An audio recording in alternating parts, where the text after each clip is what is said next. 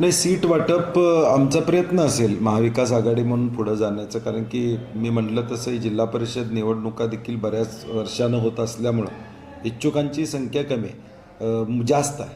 आणि त्यामुळं प्रयत्न आहे आमचा. शिरोळमध्ये राजू शेट्टी च्या बरोबर काँग्रेस, तिथं शिवसेना उद्धव ठाकरे साहेबांचा गट असेल आणि वंचितबरोबर आमची चर्चा साधारणपणे तिथं चालू आहे. शिरोळमधलं मिटेल असं मला खात्री आहे. हातकणंगल्यातही तीच परिस्थिती आहे. आणि मग तालुकावाईज समीकरणं होतील. तालुक्यात कुठल्या गटाची ताकद आहे त्यांना एक सीट ॲडजस्टमेंट करून आम्ही स्थानिक तालुक्यातल्या नेत्यांना सूचना दिलेल्या आहेत की तुम्ही ताबडतोब त्याच्यावर कारवाई करा आणि डिसिजन घ्या म्हणून सांगितलं. आणि मग माझा प्रयत्न असेल करायचा. नाही झालं तर ते मैत्रीपूर्ण लढाई करू शकतात आणि पोस्टपोल अलायन्स होऊ शकतं. राज्य शासनाच्या आणि निवडणूक आयोगाच्या भोंगळ कारभारामुळं मुळात या कोर्ट केसेस आणि यामध्ये प्रचंड मनस्ताप सामान्य माणसाला आणि उमेदवाराला झाला. आता जिल्हा परिषदच्या 12 जिल्हा परिषदच्या निवडणुका घ्याव्यात या पद्धतीचा सुतोवाच सुप्रीम कोर्टाने केलेला आहे आणि आता 7 तारखेला होतं. एकूण प्रोग्राम बघितला तर छाननीला एकच दिवस आहे. म्हणजे ज्यांचे फॉर्म भरले ते फॉर्म वाचायला सुद्धा मिळणार नाही. ऑब्जेक्शन कुणाला घ्यायचे असले तरी घेता येणार नाही. मग किमान छाननीला तुम्ही 1 दिवसाची मुदत ठेवायला पाहिजे होती. आता काही ऑब्जेक्शन घ्यायचे असतील तर फॉर्म भरल्याशिवाय ऑब्जेक्शन कळत नाहीत.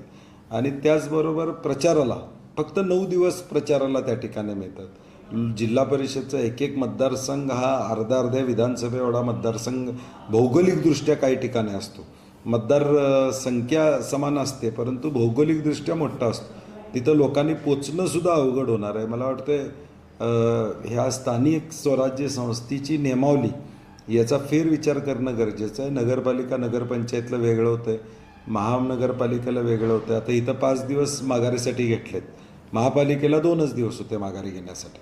आणि मला वाटतं कुठंतरी सुसूत्रता आणली पाहिजे जेणेकरून उमेदवारांना पोचणं त्या ठिकाणी शक्य होईल असं मला वाटतं. आणि तो आता पुढच्या काळात राज्य शासनाकडं आमची मागणी राहील की या सगळ्या ग्रामपंचायतचा ॲक्ट वेगळा आहे, तर निवडणुकीसाठी एक सुसूत्रता आणावी अशी आमची अपेक्षा असणार.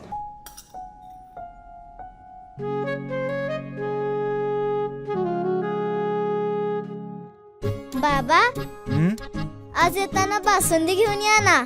अगं, कालच आपण आईचा वाढदिवस होता म्हणून आणली होती ना. ऐकलं, गोकुळची बासुंदी पुन्हा खावीशी वाटतेय. खरं सांगू, मलाही खावीशी वाटतेय.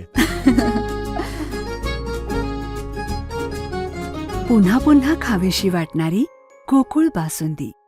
ताज्या घडामोडी पाहण्यासाठी माझा महाराष्ट्र न्यूजला आजच सबस्क्राईब करा.